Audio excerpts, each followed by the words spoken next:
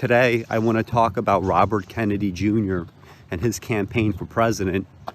So I had never seen him speak before, and I recently watched the Joe Rogan episode with Robert Kennedy, who came on to, at first it seemed to discuss a number of topics, but for the most part, the conversation devolved to vaccines, COVID, that sort of thing, which isn't really my primary interest right now, but I'm going to get into his takes on the vaccine, both for COVID as well as vaccination in general, later on in the video. But I just want to first start with some of the kind of like broader ideas that a candidacy like Robert Kennedy Jr.'s represents.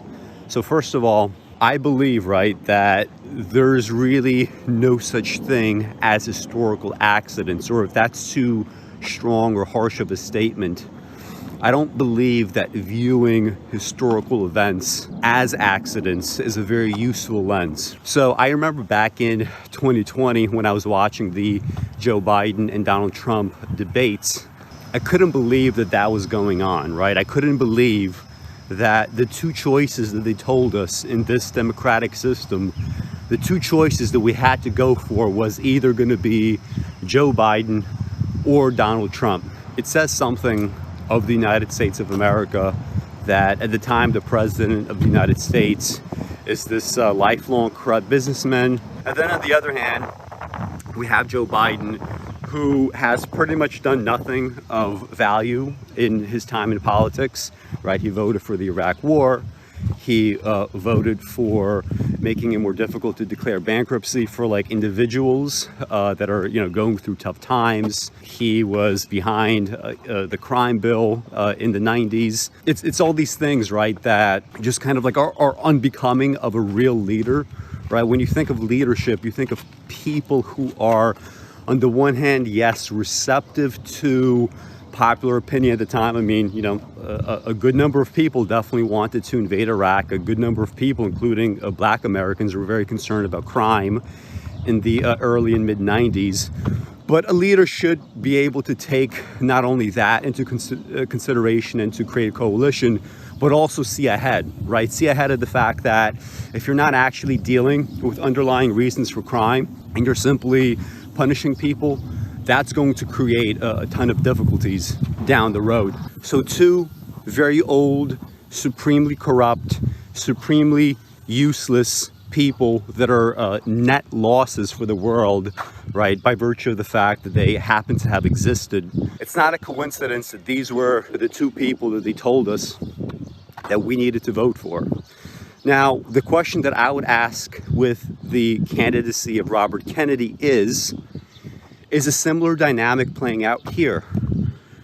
Are we as leftists, right? Because I assume that he's trying to capture a number of kind of like hippie type leftists that were really kind of like, anti-vax. I thought the peak of that was like in the 2000s or maybe early 2010s when I was first researching vaccination and the sort of like anti-vax arguments. I thought they were all settled back then. I didn't quite expect them to sort of come back to the fore this way. Although, of course, like COVID is the thing that would make it happen. But the question that I would ask is, are we as leftists condemned to, in this process that we have, right? This two-party system with occasional third-party spoilers, are we simply given these kinds of freakish little scraps? Right? And what I mean by that is, I remember when I did the show on Ted Kaczynski, the Unabomber, he basically made the claim of the Unabomber manifesto that one of the main problems with leftism in general is the fact that people that tend to take upon left-ish beliefs are the same people that tend to not really do all that well in life, right? There is a kind of like primary dissatisfaction that you have in life, and this dissatisfaction could easily stem from the fact that you might not have the job that you like, you don't have the kinds of parents that you would have liked, you maybe didn't grow up in the kind of neighborhood that you would have preferred to live in, you didn't go to the college that you wanted to go to, right? So putting all this stuff together, it does seem to me that there is something to Ted Kaczynski's claim. They do have a form of resentment that comes from like a very sort of like emotional source. And when it comes to Robert Kennedy Jr., it's funny to see all the kind of arguments around him, right? That he is supremely rational, that he is interested in debate and only the debate. When just seeing him for the first time on Rogan, he seems to me extremely emotional, right? And very volatile in the ways that maybe Ted Kaczynski would claim. And if you look at if you look at Robert Kennedy's personal history, you might sort of understand some of it a little bit, right?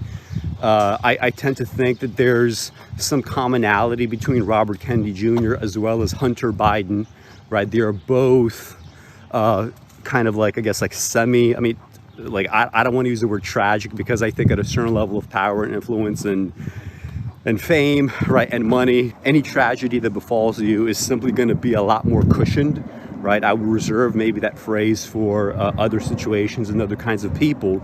But let's just say, for the sake of argument, that these are two somewhat tragic figures in the sense that they're both dealing with a family name, right? Robert Kennedy Jr. obviously more so than Hunter Biden. Hunter Biden being someone that I think was not as preferred by his father as Beau Biden was, and someone that just developed all kinds of problems in youth, whether it's just engaging in, I guess, like low-level crimes, as well as indulging various drug addictions that he hasn't even fully gotten over. It doesn't seem, as a man in his 50s. A similar kind of thing played out with Robert Kennedy, but with Robert Kennedy, although he had to deal with the Kennedy name, and this also created problems for him, right? He was arrested for heroin possession. He was in his 20s. He actually had to quit after the heroin conviction because he was, I believe he was the assistant district attorney in Manhattan. So he had his own issues to deal with. And it was only when he discovered activism, like related to the environment, that he was able to like really change his life around. And I think that is really kind of telling, right? On the one hand, we have Robert Kennedy Jr., who is able to find a purpose in life. And granted, right, he primarily kind of engaged in litigation as well as various nonprofits. Now, there's a lot of critiques that you could make about not-for-profit work, right? Much of it is a kind of scam, right? The whole like nonprofit label. At the same time, like, the fact is, especially as a Kennedy, you could have engaged in any other work that would have been far less valuable to the world, right? That's just a fact. So as far as the choices that were available to him, right, he has like a wonderful sort of turnaround story for his life. Now, this makes it seem that Robert Kennedy Jr. is in fact a very serious person. And I do believe that he's a serious person, right? I do think that he has strong opinions about things, and they're not just for show. My problem, however, is in the fact that as time goes on, all these sort of biases that he might have, and all this like emotionalism, whether it's related to his upbringing, whether it's related to his father, right, being killed by a Palestinian terrorist. And there's this kind of weird dynamic going on where, on the one hand, he is, for instance, like, he was like petitioning for this guy to get paroled, like, he shouldn't be in prison until death, right? He's already old enough. He's not a threat to society any longer. But then on the other hand, he really can't help but still feel that same sort of emotional attachment to Israel, right? He sort of postures as somebody that is creating like a legitimate alternative to maybe the Democratic Party, the Republican Party in terms of foreign policy. And I mean, I'll grant him some of that, right? Again, he did vote against the Iraq War. At the same time, after the whole Roger Waters thing happened, where Waters was getting all this flack, first of all, for like his various like Nazi salutes because of that album that he did, The Wall, right? It's a Pink Floyd album where it features prominently some sort of like fascist figure. I don't even remember all the specifics, but he was getting flack for that, right?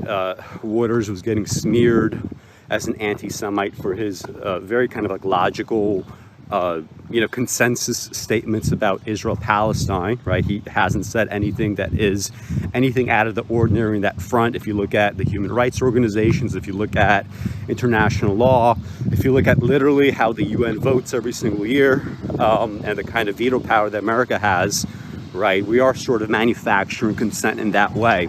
When it came down to that criticism of Israel, he just, completely abandoned Roger Waters. And that's kind of fascinating to me. If you could, on the one hand, believe what you believe about American foreign policy, right? And he says stuff all the time like, isn't it terrible that we sponsor all these coups in South America? But at the same time, he could say other things too, such as, aren't we having such a huge problem with the border, right? We have to secure the border. We have to prevent migrants from coming in. We have to prevent crime from coming in.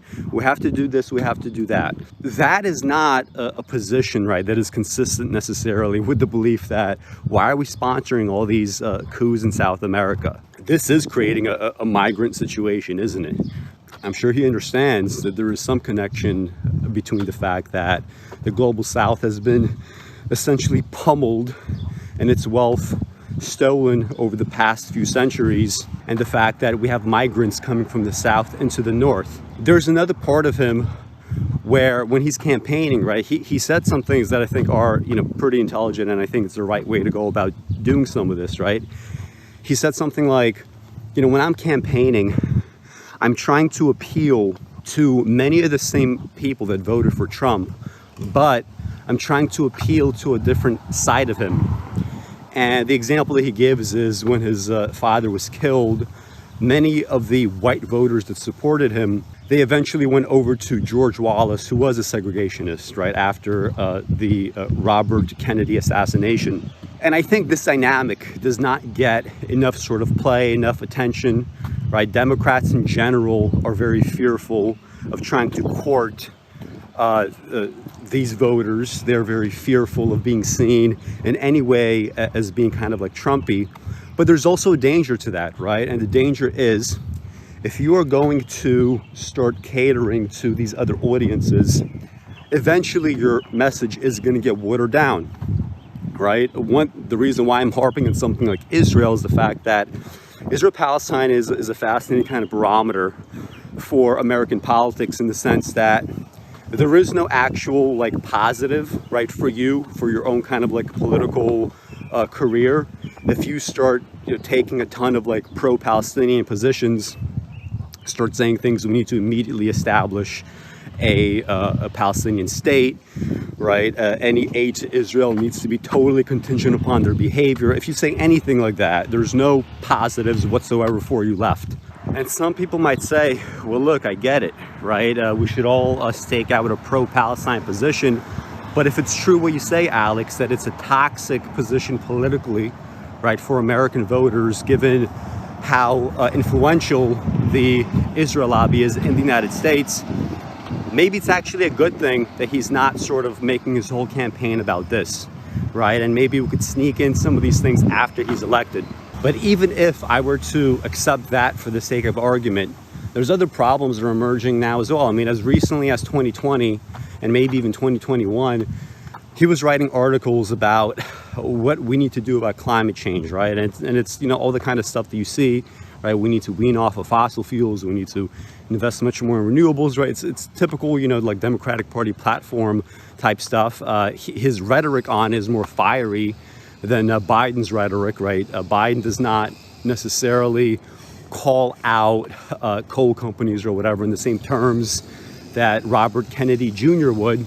But when you see his commentary now on climate change, after he has made the determination that he's going to appeal to some of these right-wingers, he starts saying stuff like, climate change is real, but it's also a means of control, right? It's a means of population control. Putting government restrictions on your freedom. It has a kind of cabal quality, which, I mean, there's definitely some arguments that one could make, right, related to the sort of cynical ways that climate change gets used to essentially, once again, do nothing, right? Or to even make problems worse, right?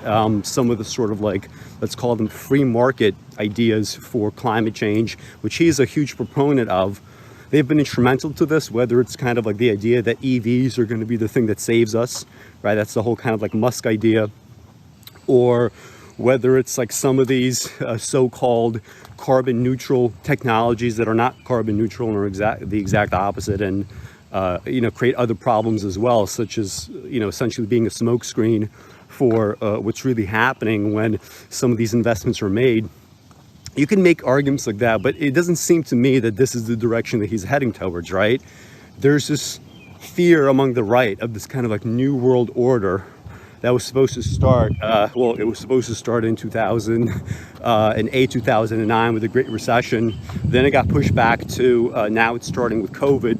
Now it's going to start with like whatever next catastrophe that befalls the United States. It seems a substantial portion of his message has been compromised, hasn't it, right? Through these kinds of comments, right? Through this kind of audience capture. And this is not just climate. It's not just Israel, Palestine. It's also, unfortunately, it seems to me like his commentary on Russia, Ukraine. Now, here's the thing. I actually accept a lot of what he says about Russia, Ukraine. I do believe that the Ukraine war is primarily the fault of the West, in the sense that there were tons of escalations that ended with the final illegal escalation on the part of Russia, which is an invasion. But, my basic claim has always been, you could explain the Ukraine war very simply with the fact that if you eliminate one of these two variables, it would not happen. If there was no Russia to the east, or if there is no Western Bloc or America to the west, the Ukraine war would have never happened. Nobody would have cared about Ukraine at all, right, in that scenario. So I actually accept a lot of what he says about Russia, Ukraine, but I do wonder, again, if there is this audience capture going on, what would his position be if he were not feeling the need to cater to this audience? Because like Republicans, right, and reactionaries and what we term conservatives today in America, they don't have some sort of principled, right, strong view on Ukraine that stems from any real understanding of anything that I talk about, for instance, on this channel when I tackle Russia, Ukraine. And the reason why I have this doubt is if you look at Kennedy's history when it comes to like actual politics, it's true that he did a whole lot when it comes to like he was running for like 30 years. This I forget what the name of it was, but it's something in Pace University where he basically gets a bunch of students and interns to argue cases, right, citizen cases about environmental damages, right? It could be things, I don't know, something, let's say like a toxic waste dump in New York City or something, right? They could bring cases about that, right? These are all positive things, right? And we should not take that away from him. At the same time, during the 90s, right, he was against Nader, right? He said, Ralph Nader shouldn't run. In 2000, he was very heavily shilling for a Gore presidency. He was shilling hard for Hillary Clinton. When it comes down to it, even though like people try to distance themselves from him because of his vaccine takes or maybe some of his more radical views outside of vaccines, but when it comes down to it, he's gonna more or less like fall in line, right? Like there's a reason why he's running as a Democratic Party alternative to Biden.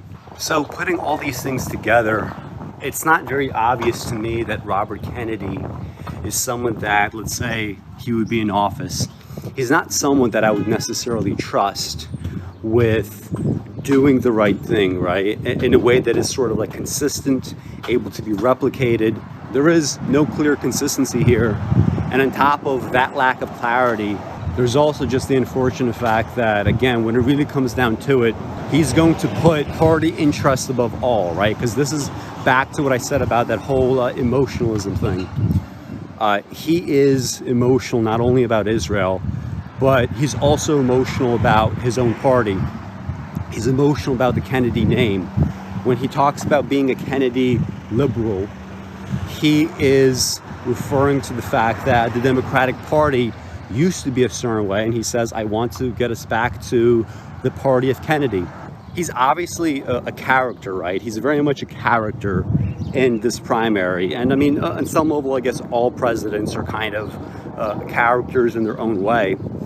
But again, isn't there something weird about the fact that leftists ultimately, if they find a candidate that is like, somewhat good on some issues, they have to deal with a whole lot of crap, don't they, right? They have to deal with this utter distorted kind of freakishness that emerges from kind of like, I think, a lot of like baseline leftist politics. And again, that is not to say that right-wing politics are in any way less emotional. Again, I mean, if you look at studies of right-wingers when it comes to, the fear response and, how they interpret things like threatening situations, they're clearly highly emotional people. While yes, conservatives are kind of like are trying to catch up in the sense that they have like all these like lunatics and fringe types.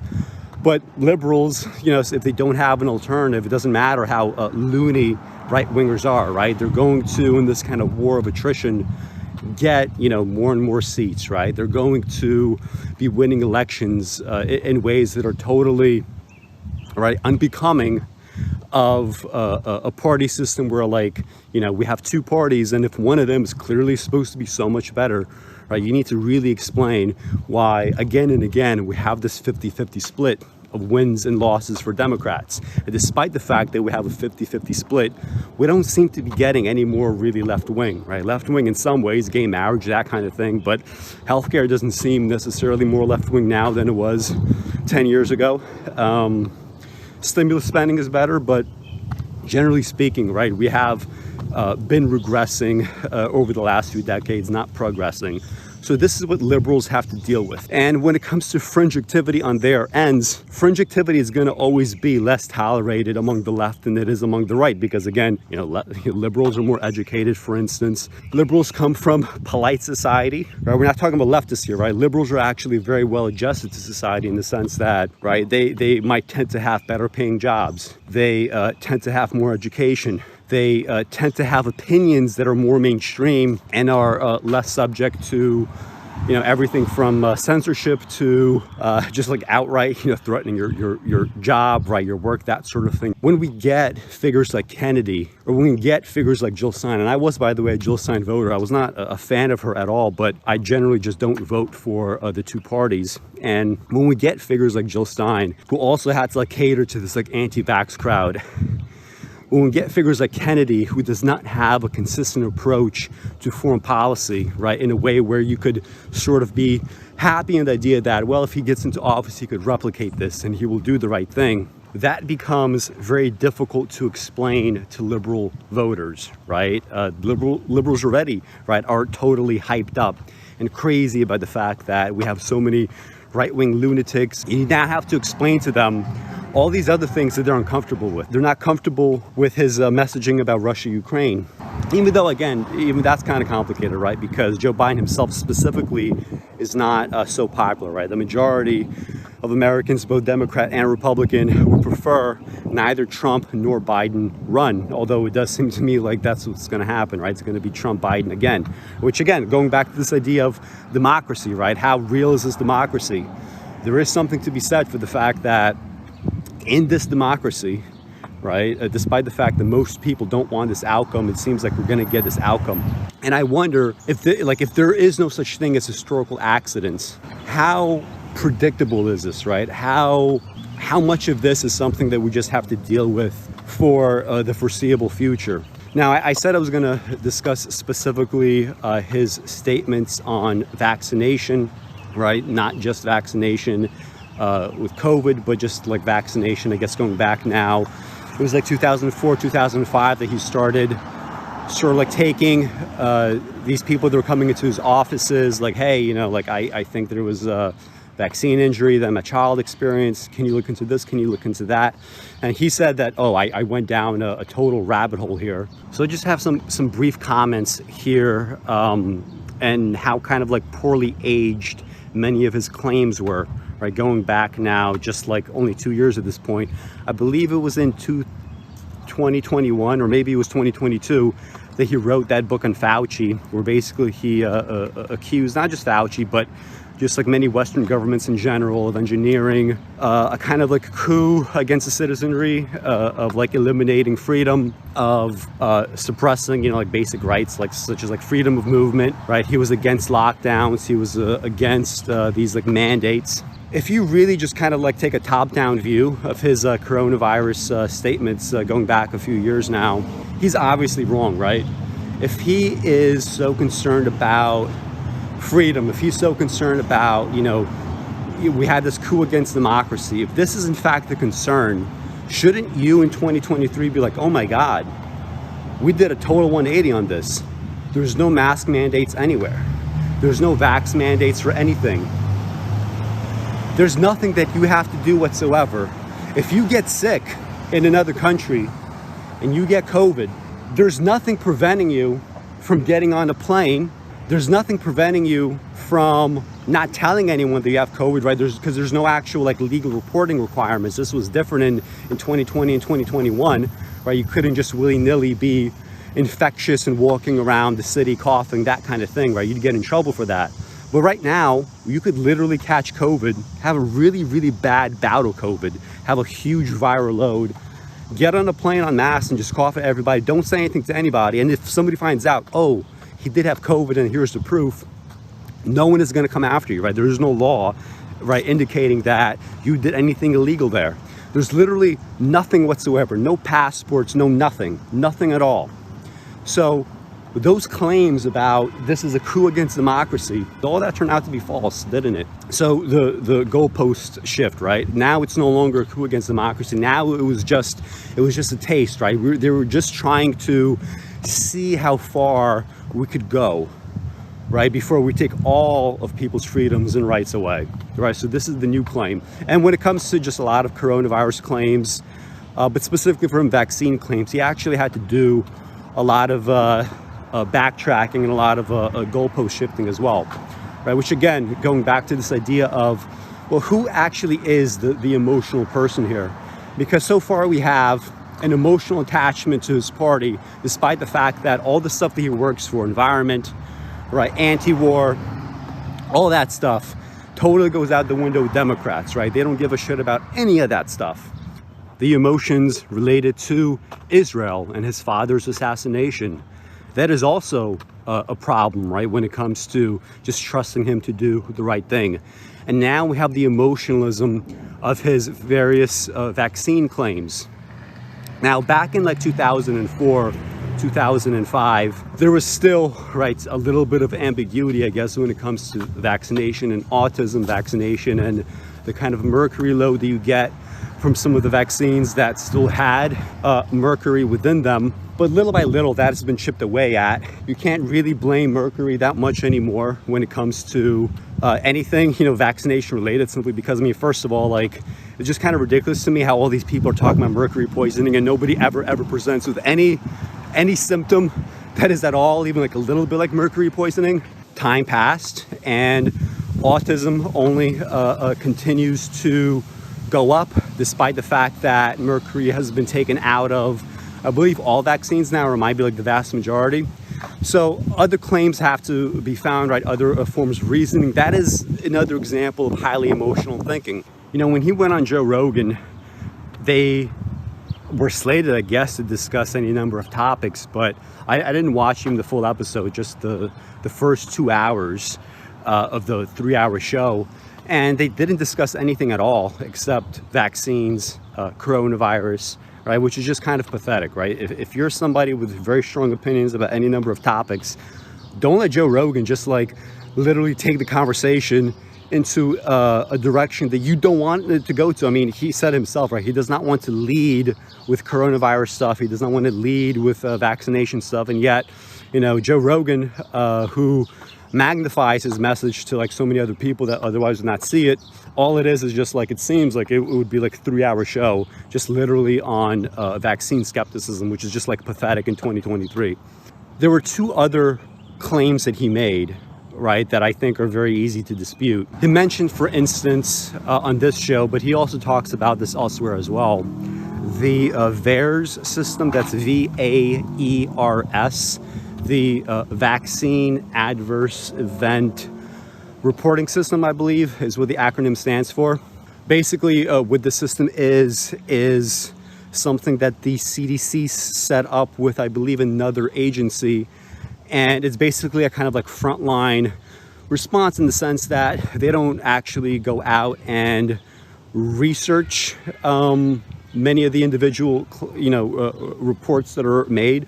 I mean, if somebody calls in, for instance, and says, "Oh, my son took the vaccine and, 3 days later he's dead," they're going to report that as a kind of preliminary, okay, maybe there is some relationship between vaccination and death. But they don't actually report that. If they see something that is really out of the norm in terms of either rate of death or like something that seems like really worthwhile to pursue, they're going to pursue that. They're going to study it more. But generally speaking, you should not use the VAERS system as an official count for anything that's going on, because again, these are unverified reports, right? Anybody could call in and say anything, and they only take action in specific circumstances here, right? It's a kind of like trend line for, well, what exactly should we focus on when it comes to, some of these issues that might come up. But he's tapping the VAERS system, and he's like, look, according to VAERS, we had something like 450 million at this point vaccines administered. I think it was at that point, it was 450 million. It's probably more at this point. And we had 10,000 deaths that were reported into the system. Now, first of all, let's just assume that this is 100% correct. Let's assume that every single one of these reports has been totally studied and verified as, yes, these are all vaccine deaths. That seems to me like an incredible number, right, for being so low, right? We're talking about 10,000 deaths for close to 500 million vaccinations. All right, that is a rate of death that is so tiny that it's not even something that would even have to be on your mind as you're going to get vaccinated. You have exponentially higher chances of getting murdered just walking down the street, right? How many people typically walk around thinking they're going to get murdered? I mean, some people do, but generally speaking, that's not really a probabilistic way to approach life. Right? You should be far more concerned about the food that you're eating. You should be far more concerned about getting in a car. You should be far more concerned about looking both ways when you cross the street. I should especially do that. So even on the face of it, his numbers, 10,000 deaths, that's so small and so tiny compared to the fact that we have a pandemic at a time when coronavirus had a death rate of about 1%. Right, so you're taking a vaccine that's almost without question bringing down your chance of death to like almost zero, and the cost of this is, like tiny fractions of a percent of you dying with this shot, right? So cost-benefit analysis, just like if you're an actual probabilistic thinker, if you actually think about this in a way that's scientific, you should think I should go get vaccinated. He's not only misconstruing the VAERS data in terms of like what it actually means, but he is also presenting this 10,000 figure as if it's like something to be like, like totally like insane about. The last claim that he makes relates to something that I think is pretty recent. I don't know how, it must have been sometime in the last couple of months, where the results of something called the Cleveland Clinic study, where basically gave people boosters and then actually that's the thing, they didn't actually give anything to anybody. This was an observational study, which is a problem in and of itself, but as an observational study, they basically tracked people that did take boosters versus those that didn't, and those that end up taking I think it was an Omicron specific booster, their chances of contracting coronavirus, as seen through specifically a PCR test, right? Positive results on a PCR test. Those that took boosters, their results were higher, right? It was like something like 30% higher if you got boosted. So a lot of right-wingers, they sort of jumped in down. They immediately said, look, this just proves that, not only is vaccination useless, it could be worse than useless. It could actually increase your chances of contracting this virus, which I mean itself is kind of like, I don't exactly know the claim that they're making, because at first coronavirus is not a big deal at all, who cares, blah blah blah blah blah, right? So if you do catch it, who cares? But now it's like, look, it's actually putting you in harm's way. Now if you actually look at the discussions of the study, right, there's all kinds of problems with this sort of extrapolation. You know, as an observational study, it's not it's not something that is double blind. Robert Kennedy, right, he has to be consistent here. He's constantly going on and on about double blind studies, right? Shouldn't you be concerned about the fact that this is an observational study? Another very obvious objection is if you have a group of people who are just, boosting versus not boosting, right? Their behaviors day to day are going to be different. The kinds of jobs that they do, whether they're public facing or not, that would be different, right? You might be more willing to get vaccinated and boosted if you constantly have to interact with people in close, like, physical proximity. Like reading Twitter, you might think that's not the case, but again, like back in the real world, right, people behave very differently than what you might find on Twitter. There's also different patterns of behavior depending on both, like, public messaging as well as what you might personally feel is safe or not safe if you're vaccinated or unvaccinated. One thing I'm noticing, though, for example, is that if you go to New York City and you ride the train to, like, various neighborhoods, when you start getting to, like, blacker neighborhoods and you see what happens to the people in the trains, one thing that starts happening is you start seeing black men and women just being, like, totally masked all the way, like, to the end. And these are the same groups that in New York City, in these neighborhoods, they actually have a lower vaccine uptake. And they have a lower vaccine uptake because they might be more fearful of the vaccine, which is a fear that Robert Kennedy has preyed upon. He, co-released some sort of documentary where basically they were comparing COVID vaccination to the Tuskegee experiments upon Black Americans. So they're scared, right, to be vaccinated, or at least some are, but they're also not, they don't go around acting like coronavirus isn't real or it's not like a big deal. So they were always masked, and this is one of the kind of fascinating aspects of, like, living in New York City. Almost nobody in trains right now is masking. It's usually me and maybe like 5 to 10 other people. But again, when you look at the races, right, they tend to be Asian, they tend to be black, right? White liberal women that were so crazy about COVID in 2020, they're not masking anymore. They don't care about that anymore. There's also statistical objections, right, to this study that I was reading. The most important thing here is also, I mean, if you're going to discuss the study, you should also mention the fact that, yeah, this observational study, right, we're just tracking people who take boosters versus those that do not. This seems to show that there's a correlation here, but at the same time, pretty much any other study that you look at when it comes to getting boosted and what happens in terms of both infection rate as well as, like, hospitalization, death, that kind of thing, there's a clear relationship between a higher number of boosters and a lower incidence rate, both for infection as well as kind of like morbidity as well as death. And although Robert Kennedy Jr. keeps making claims like, I spend my whole life as a lawyer, right? I look deeply into any issue. I look at all sides. I try to really make foolproof arguments. If that is in fact the case, why is it that he's just not saying anything at all about, like, if you're bringing up the study, shouldn't you bring up everything that I just mentioned? Like, okay, so the study came out, the results are interesting to look at, but here are the problems, and here are all these other studies, right? So he's very much just like cherry picking, right? Which is another kind of a highly emotional response, right? This is somebody that, again, seems to totally live in his feelings, despite the fact that he presents himself as a rational, arguer of the facts, a rational debater. Nobody wants to debate me. And I mean, that's the other part about all this, right? Like, there's what's his name, Holtz or something. There's like some doctor that recently came to prominence based on these like back and forth that he had with Robert Kennedy. Like, a lot of these people are just not willing to debate, and I don't get it. This is a failure, right, by liberals when it comes to COVID messaging. They totally lost the war, not only on COVID, but also on COVID messaging and any future situations like it. right now, I mean, first of all, like all the so-called vaxxers, aren't they technically anti-vaxxers at this point? Studies are pretty unequivocal here.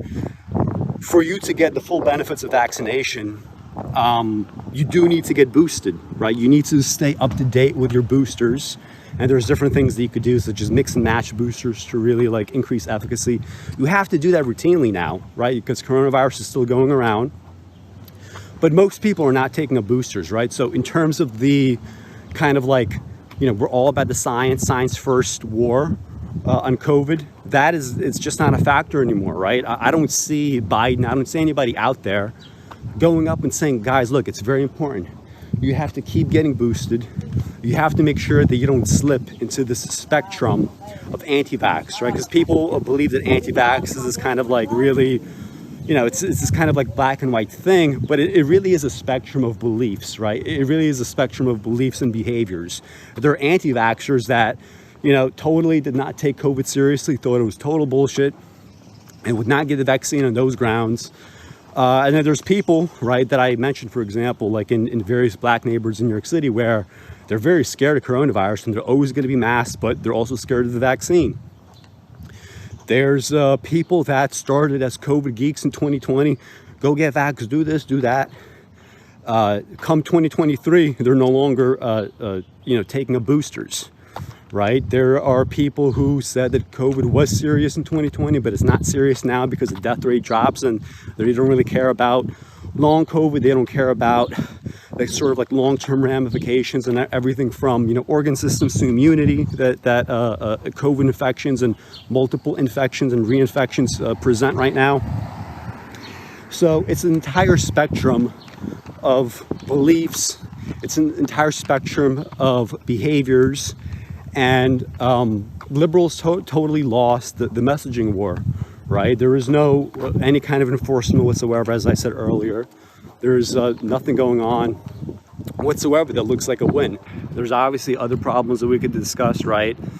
His statements now on gun control, I forget what they were, like maybe 20, 30 years ago, but now he says, like, you know, I'm not really pro gun control. I want to just sort of like, you know, shed more light on, like, well, why do we have so many shootings? Is it because everybody's on Prozac, right? He starts hypothesizing this like Prozac mass shooting connection, which is kind of like, I mean, even if it is true, it is like, it is totally irrelevant in the sense that the vast majority of mass shootings that happen in America, first of all, they happen every single day. Second of all, they're not reported upon because the vast majority of mass shootings are like between like gang members and that kind of thing. So to even like, you know, make this commentary about that, it just shows how little he actually understands the entirety you know, of those dynamics when it comes to just like a good probabilistic style thinking, right? He's not a probabilistic thinker. He has recently, for instance, like gotten in the whole shtick with like Elon Musk, you are essentially our savior, right? I think even that's in fact the word that he used. I think he used the word savior. Maybe I'm wrong in that, but if it wasn't that word, it was something that in context was very close to that meaning overall. So, and I don't see him, like, for instance, right now, talking too much about things like the wealth tax, right? He used to be, I guess, in support of like the Elizabeth Warren style wealth tax. But now he's going on like, you know, podcasts with that guy, David Sachs, right? Why is David Sachs and Musk and others so interested in this presidency, right? I think there is something to the idea that they are cultivating a freak, and Robert Kennedy Jr. is very willing to sort of act the part, right? He is very conscious about this fact, right? There's a reason why he can't go on a show like this and discuss the wealth tax, right? They're going to be pissed off at him. There's a reason why he can't just come out in support of universal health care. He said something like he doesn't support universal health care in the way that we would understand it, right? In the way that we would understand something like, you know, Medicare for all. I am interested in seeing what would happen in 2024. As always, thank you guys for watching, and I'll see you soon.